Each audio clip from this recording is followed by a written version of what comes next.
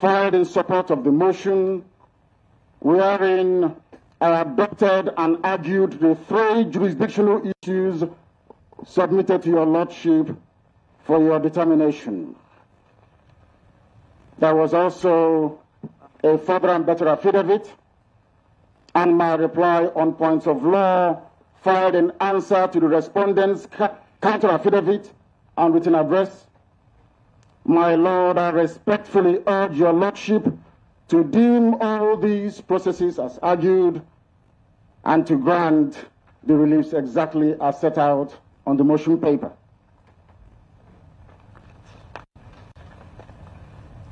And in a brief overview of what is contained in my motion, my Lord, my contention is very simple.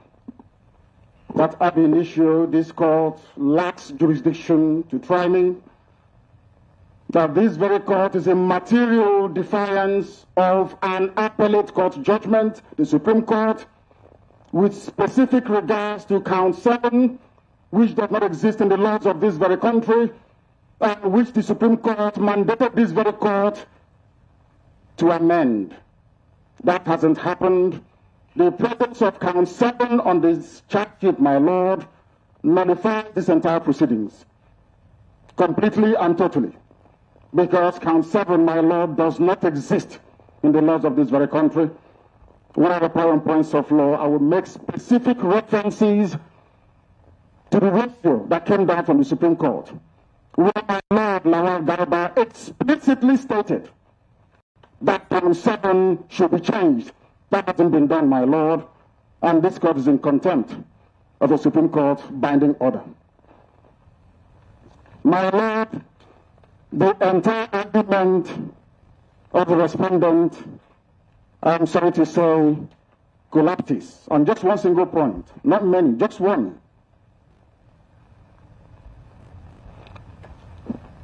The Supreme Court pronouncement on the status of the written law is immovable. It is enshrined in the Constitution of this very country unless a law is written.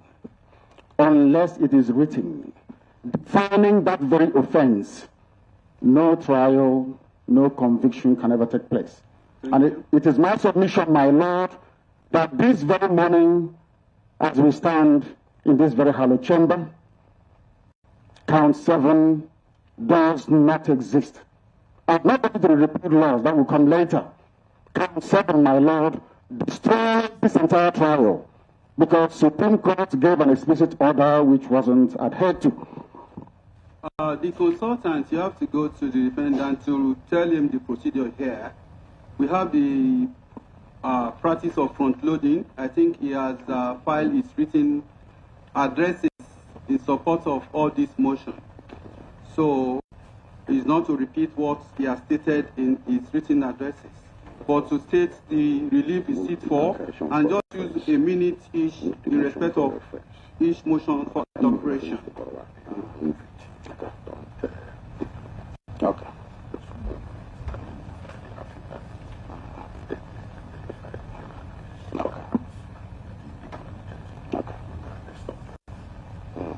But it wasn't. Yes. Okay. I am most grateful, my Lord.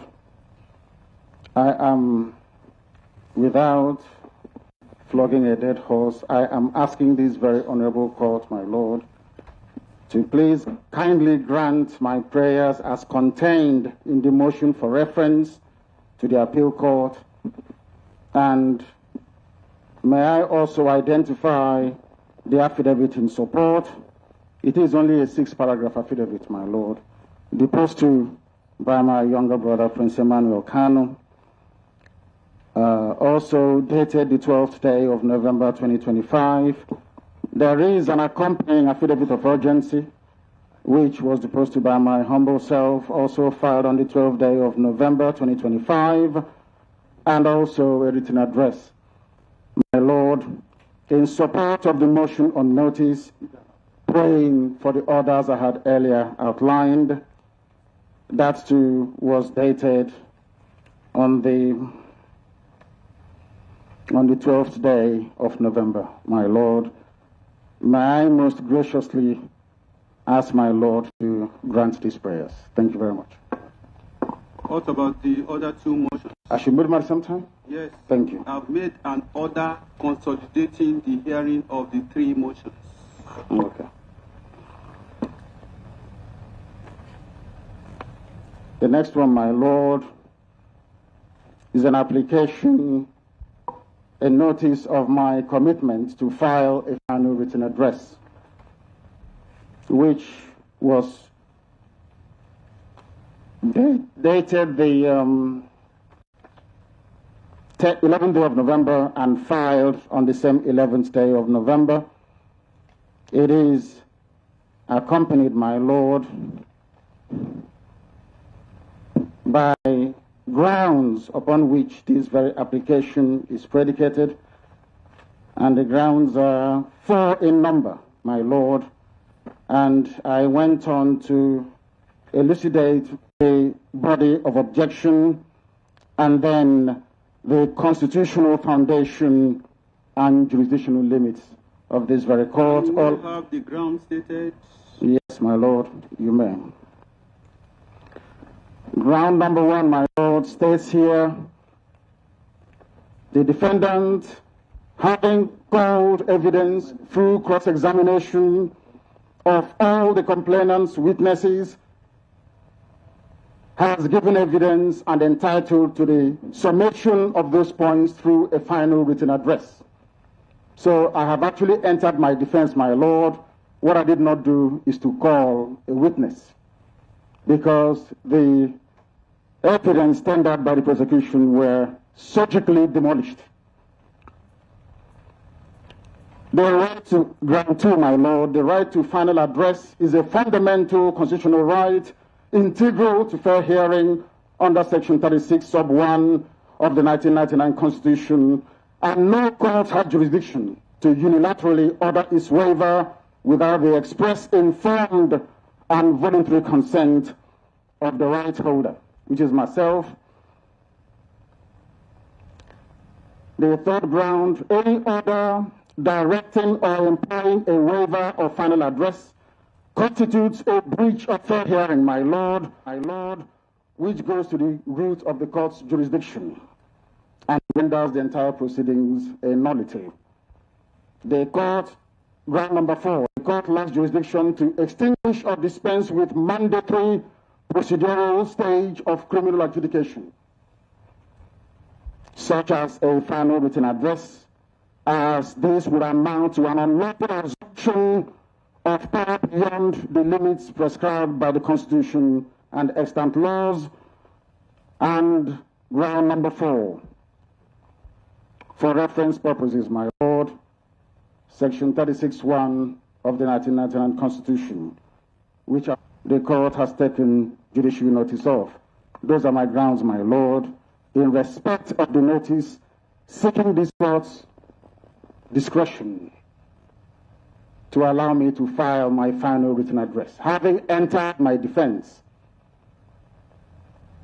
I move that this very notice be adopted, my Lord, in its entirety.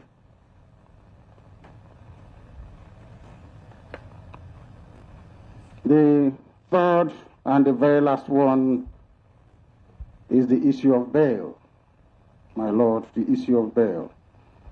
This was dated the 17th day of November 2025 and filed on the 17th day of November 2025. It is a very simple one. It is a notice, my Lord, brought pursuant to sections 35(1), 35(4), and 36(12) of the Constitution of the Federal Republic of Nigeria, 1999, as amended, sections 158, 162, and 165 of the Administration of Criminal Justice Act 2015, and under the inherent jurisdiction of this very noble court, I am praying, my Lord, for an order admitting me on bail, the defendant applicant to bail on liberal terms, pending the determination of the invalid charge presently before this court, and order, my Lord, declaring that the continued detention of the defendant applicant, my humble self, in the absence of a valid subsisting charge under a written law in force, is unconstitutional, null and void, my Lord, and for any other orders that my noble Lord may deem fit to make under the circumstance. This is supported by an affidavit of 9 paragraphs deposed to by Prince Emmanuel Kanu, and also by a written address which I urge my Lord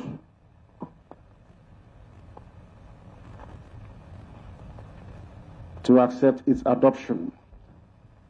Honorable Lord. Yes. You moved the 3 applications? I have, my Lord. Thank you. Thank you. The prosecuting counsel, can you refer to those 3 applications? May it please your Lordship.